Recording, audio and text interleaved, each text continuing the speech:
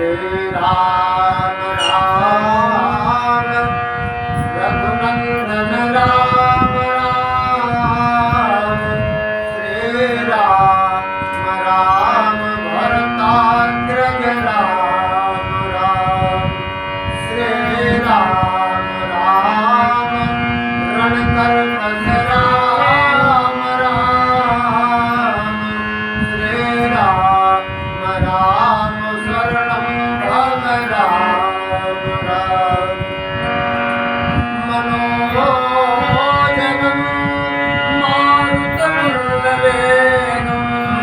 जितेन्द्रियं बुद्धिमतां वरिष्ठं वातात्मजं वानरयोधमुख्यं श्रीरामदूतं शरणं प्रपद्ये। कथा प्रेमी भक्तों, भक्त वत्सल परम पिता परमेश्वर के परम पुनीत पदांजों में शत प्रणाम करते हुए और इस ग्रंथ के पवित्र रक्षक श्री हनुमान जी महाराज के श्री चरणों में शत नमन करते हुए नाम अंधकार नाम प्रकाश श्री गुरुदेव भगवान के कमल सूत्री चरणों में नमन करते हुए और इस पवित्र ग्रंथ के कुशल रचनाकार सुयोग साक्षर आदर्श नीतिज्ञ विप्र वंश अवतंस गोस्वामी तुलसीदास जी महाराज के श्री चरणों में दास का सत प्रणाम और आप सभी का हृदय से यथोचिताभिनंदन करते हुए आइए आज का प्रसंग प्रस्तुत है नारद मोह।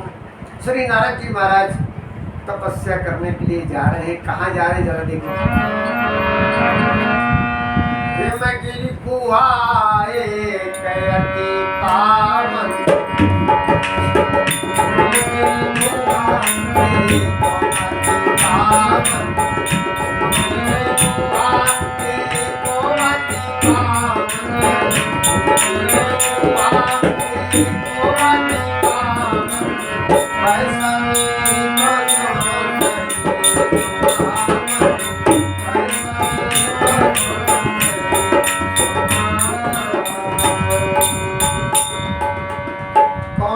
जरा विचार करो।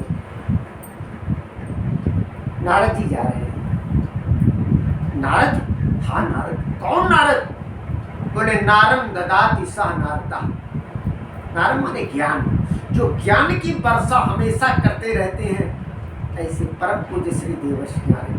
लेकिन पूछा कौन जा रहे हैं? बोले कौन जा रहे हैं? अरे बोले वो जा रहे हैं जिनकी गणना संतों में न करके संता में की जाती है। बोले कौन सी संता? बोले रामचरितमानस में जो 4 प्रकार से संता की व्याख्या की गई है। बोले कौन है जा रहे हैं? बोले नारद देखा अपिकल जयंता अल्लाही दया कोमल चित संता। वो जा रहे हैं। लोगों को संतोष नहीं हुआ। कौन जा रहे हैं? बोले वो जा रहे हैं नारद, जिनके कहे हुए वाक्य, जिनका दिया हुआ वरदान कभी विफल न हो, कभी कटे नहीं, वो है देवर्षि नारद जी। किसी ने कहा एक बात और बता दे। बोले कैसे? एक वहां पर हास्य कलाकार भी बैठे थे, एक हास्य कवि भी बैठे थे। उन्होंने कहा हम बता दें। बोले क्या है? बोले हम नारद की व्याख्या करें। बोले करो। बोले नारद का मतलब होता है, बोले आपने सीधा सीधा अर्थ किया और मैं थोड़ा आपको घुमा फिरा करके उल्टा कर रहा हूँ। बोले करो। तो उसने कहा नारद, और जब उल्टा किया ना, यानी जिसकी समाज में कोई डर न हो वो नारद है, क्योंकि नारद बचन और सदा सुचि साजा और सोबर मिलहि जाहि मन राजा। ऐसे देवर्षि नारद जी कहाँ हिमालय पर्वत की गुफा में और तपस्या करने। और जैसे ही समाधि लगाई, समाधि लग गई, तैसे ही देवराज इंद्र को बहुत बड़ी चिंता हुई। सोचता है, ऐसा लगता है कि कोई मृत्यु लोक में हमारे राज्य को प्राप्त करने के लिए, हमारे राज सिंहासन को छीनने के लिए कोई घोर तप कर रहा। जैसे ही देवर्षि नारद जी तपस्या कर रहे थे और देव राजेंद्र के अंदर ये समस्या पैदा हुई, कौन है, कौन मेरे राज सिंहासन को छीनना चाहता है। किसी ने जाकर बता दिया आपके राज सिंहासन को छीने या न छीने, उनका क्या उद्देश्य है, तपस्या करने वाले का क्या लक्ष्य है, हम नहीं जानते, ये तो वही जानता है जो तपस्या कर रहा है।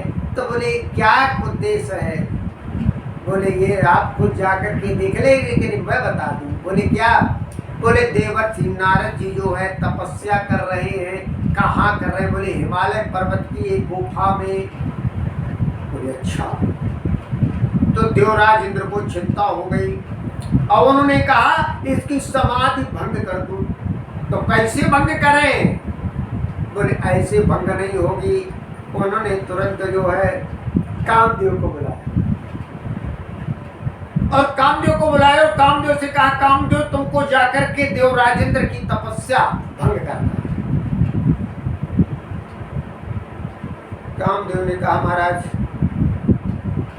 जी आप क्या कह रहे हैं, एक संत की, एक तपस्वी की, एक साधक की, एक उच्च कोटि के संत की, भक्त की पूजा में व्यवधान डालना, इससे बड़ा कभी कोई पाप नहीं है, सबसे बड़ा पाप है। और आप पाप करने का आदेश दे रहे हैं कि आप उनकी समाधि भंग करें। लेकिन खैर, बोले अगर नहीं जाते हो तो मैं तुमको नौकरी से निकाल दूंगा। बोले महाराज नौकरी से नहीं करना, अब मैं जा रहा हूं और मैं यथासंभव प्रयास करूंगा। और उसी समय जो है जाते हैं और करते क्या है, तेही आश्रमन मदन तब गया, तेही आश्रमन मदन तब गया, तेही आश्रमन मदन तब गया, तेही आश्रमन मदन तब गया, तेही आश्रमन मदन तब गया। और निज माया बसंत निर्मयऊ, अपनी माया से बसंत ऋतु का निर्माण कर दिया। एक बात और बता दूं, आप पूरी रामायण उतार करके देख लें, रामचरितमानस में आया कुछ समय पर बसंत ऋतु।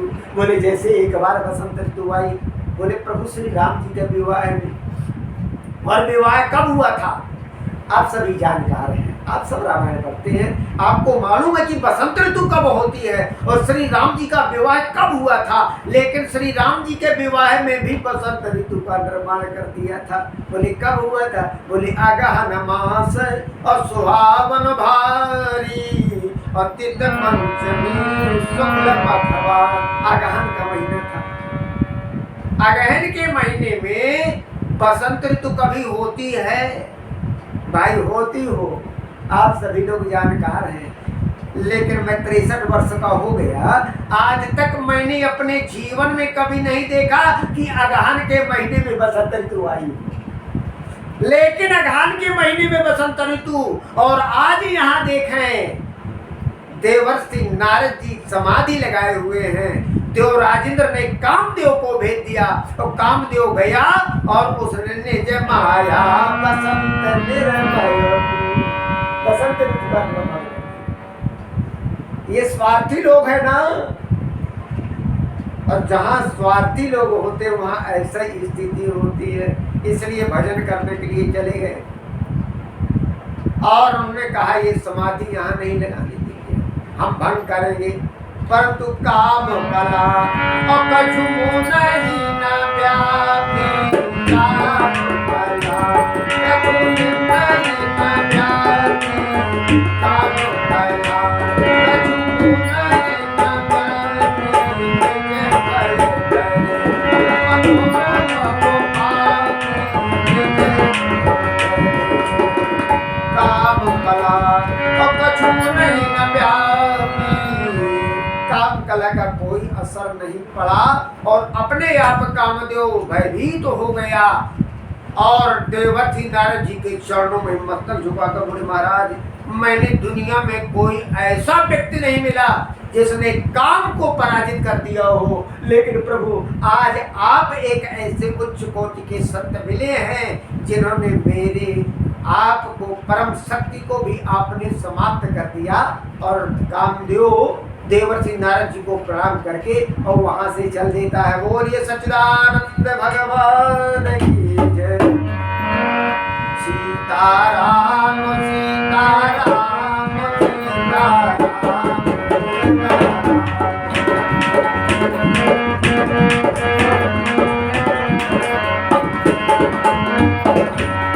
राधे राम राधे राम